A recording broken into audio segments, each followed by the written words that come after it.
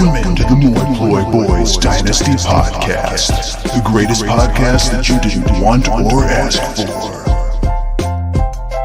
And now introducing your hosts, Jake the Gluten-Free Harris and Peter Cheater Pigoo Hot Sizzle O'Donnell. What's up, and welcome into the My Play. It's your boy Jake, the Gluten-Free Harris. Tom, we're going to be breaking down your team with the team audit.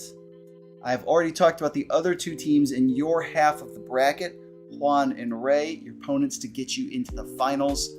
I've been telling him you're vulnerable, man. I think your team is in a vulnerable position right now. If Lamar does not come back for you next week. And even then, coming off the injury, it's still vulnerable. You've got some guys that are banged up and some other injury-prone players that have been known to skip a work day or two.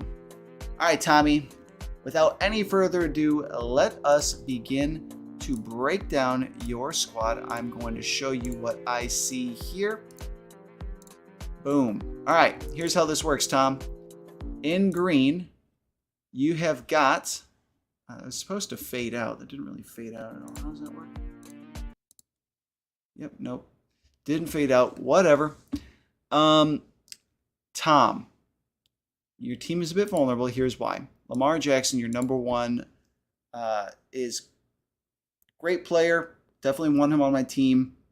Currently injured. Tua Tags, another guy. High talent around him, which is very important at the quarterback position, incredibly important. The reason Lamar Jackson hasn't been producing, hasn't had the talent surrounding him. Tua Tags has that talent, has been okay, definitely slowed down post his second concussion this year. Does make me a little nervous, but ultimately I would like to have Tua on my team. Geno Smith. Geno is a valuable asset in points, but not necessarily in job security. Jimmy G, out for the season and useless. Jameis Winston lost his job on his day off. And then Sam Ellinger, whatever his name is. Fantasy footballers messed me up so much, I don't even know how to pronounce his name anymore. Ellinger? I think it's just Ellinger. And Teddy Bridgewater. For running back, you've got two elite, absolutely elite running backs right now in Saquon Barkley and Josh Jacobs. They are tearing it up. Josh Jacobs is playing for that money. Austin Eckler is, while he's an elite producer, I don't consider him to be an elite dynasty asset anymore because of his age and his snap percentages. Frankly, it's kind of freakily low. Let me double check on Eckler here. Eckler has gotten less than 70% of the snaps in all but 2 games this season. Concerning stuff. That said, his production's been just fine. The running back 1 in PPR. Now, beyond that, you pretty much got jack shit. Deonta Foreman, I think, is someone who can produce when given the opportunity, but I fully expect his opportunity to be taken away from him come the beginning of next year. Isaiah Spiller, I don't know why he's more valuable than Rashad Penny, because sure, Rashad Penny is injury prone, but when he's on the field, he gets points. Isaiah Spiller doesn't even get on the field.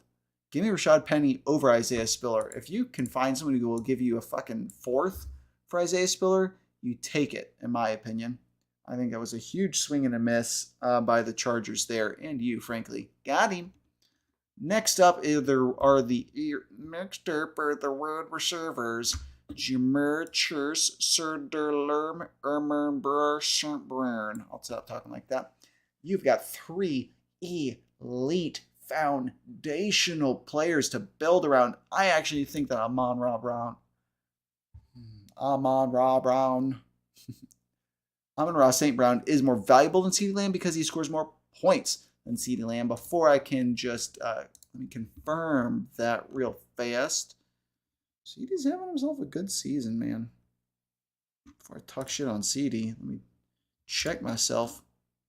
Amon-Ra's having a better season, though, by 1 spot. Amon-Ra's number 6 on the season. CeeDee Lamb's number 7. I like Amon-Ra's potential long-term a little bit better because Amon-Ra is doing what he's doing with crowded targets. Now, CeeDee Lamb is currently kind of the only target in town. Dalton Schultz is not an alpha by any means. Tony Pollard is not really a true alpha, although he is commanding plays in the passing game. He's not a true alpha in the passing game. I think there's a chance that CD gets cucked by an elite receiver at some point in his career. So that's why I would take Amon-Ra St. Brown over CeeDee Lamb. Mike Williams, great producer when he's on the field. Tyler Lockett, Josh Palmer. Palmer's kind of a handcuff guy.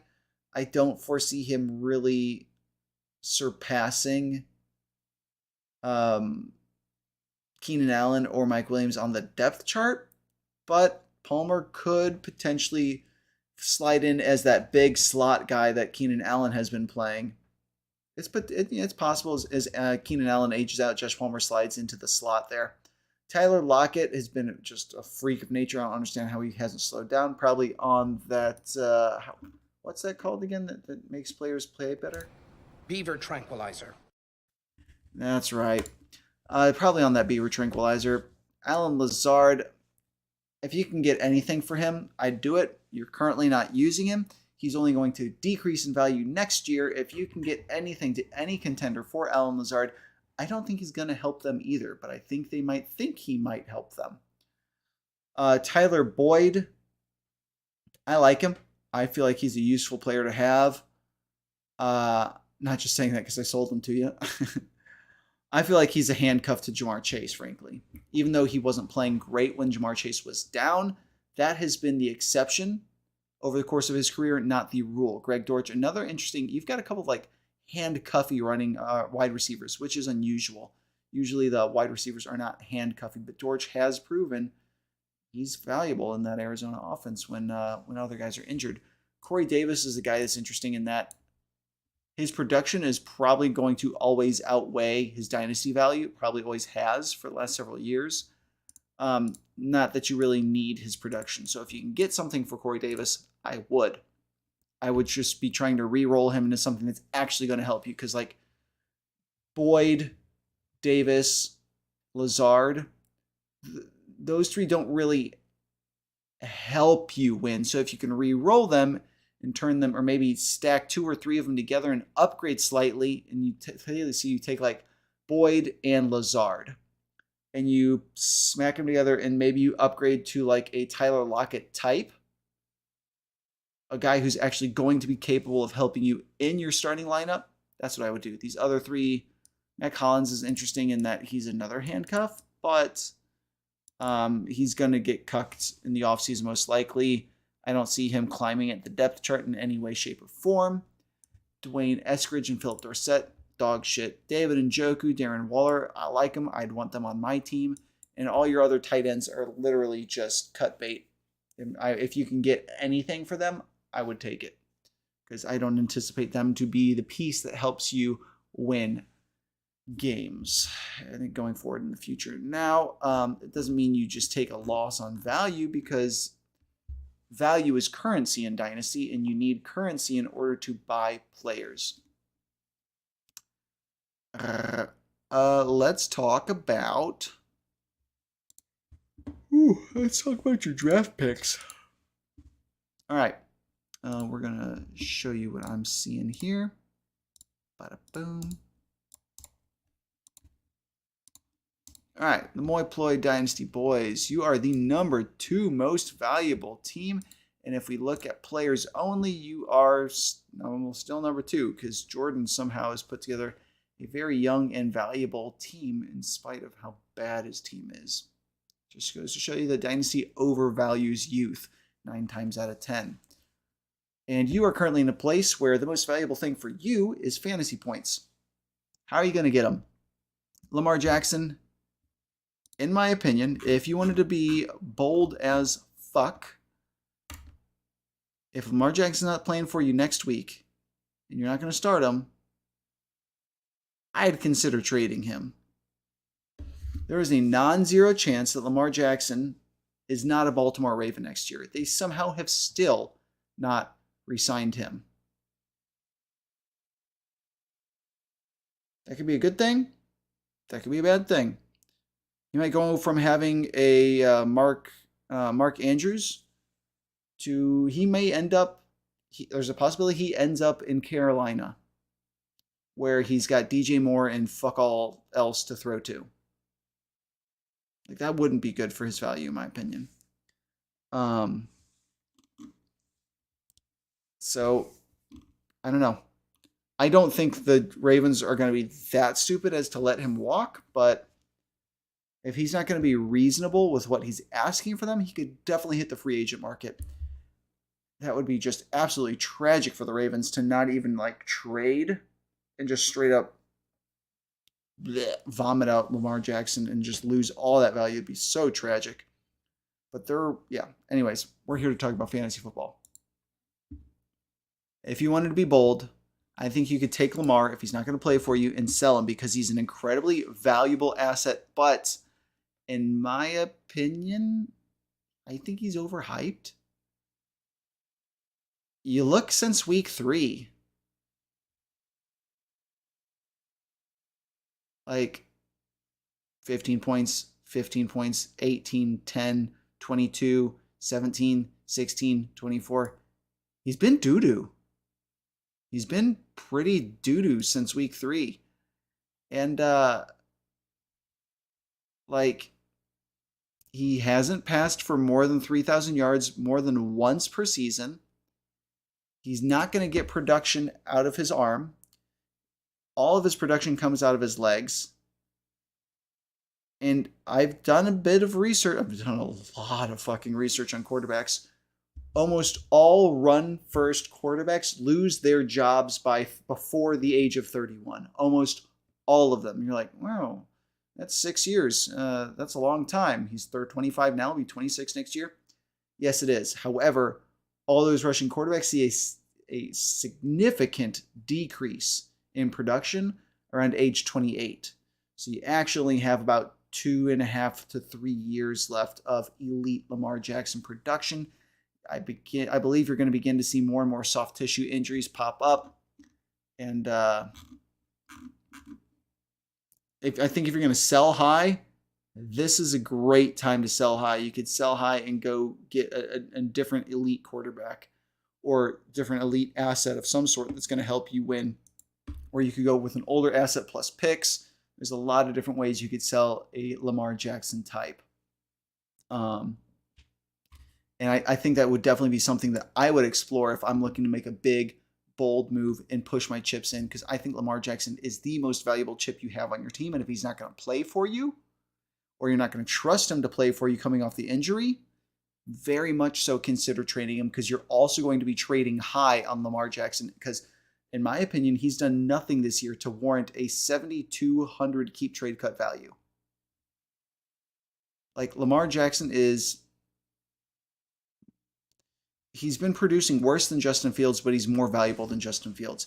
He's been producing worse than...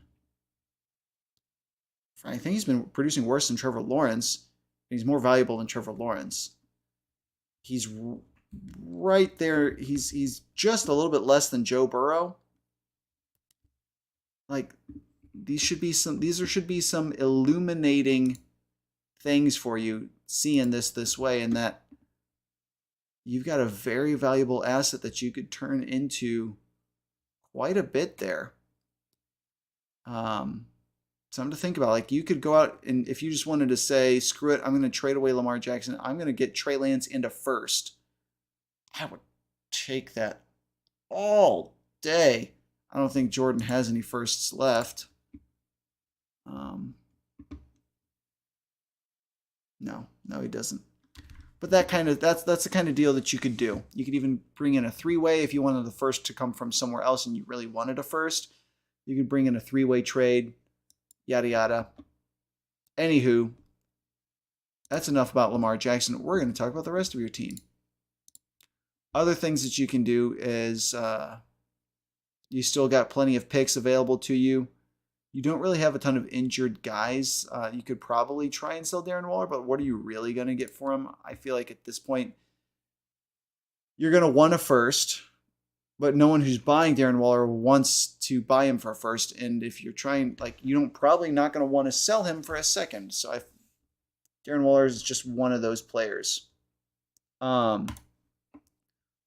With your picks, though, Tom, you've actually got a decent amount of pick value in all of these tons of second-round picks, and a quasi first with my first second-round pick there, and being the 201. I feel like those are going to have some significant value, and if you did need to plug a hole, you could use those instead of a Lamar Jackson to do that. That would kind of hurt your influx of young players, but you've got such a great core with Jamar Chase, CeeDee Lamb, and Amon-Ra St. Brown, Saquon Barkley, and Josh Jacobs to build around that I don't think you're necessarily hurting for young talent. I feel like both of the teams, I feel like Juan has been so stingy that he's vulnerable if he ends up being the one who you have to play next week. And I believe that Ray's team is, it's scrappy, honestly. I think if Juan sells his picks, you could be in trouble. I feel like if Ray sells his picks, you could be in trouble.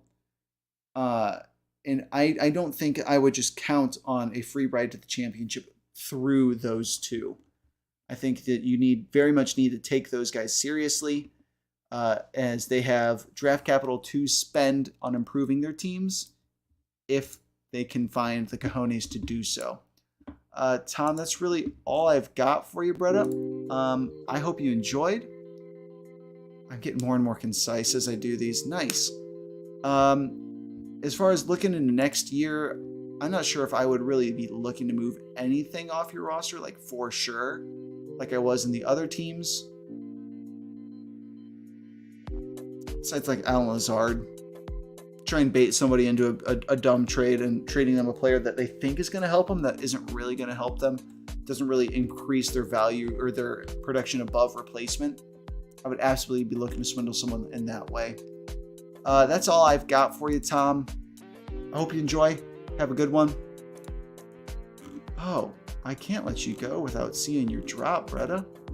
No, absolutely.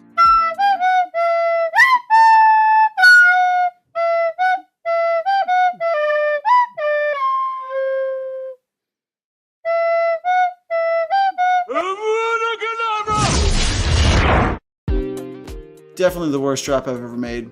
Love it though. All right, man. Catch you later.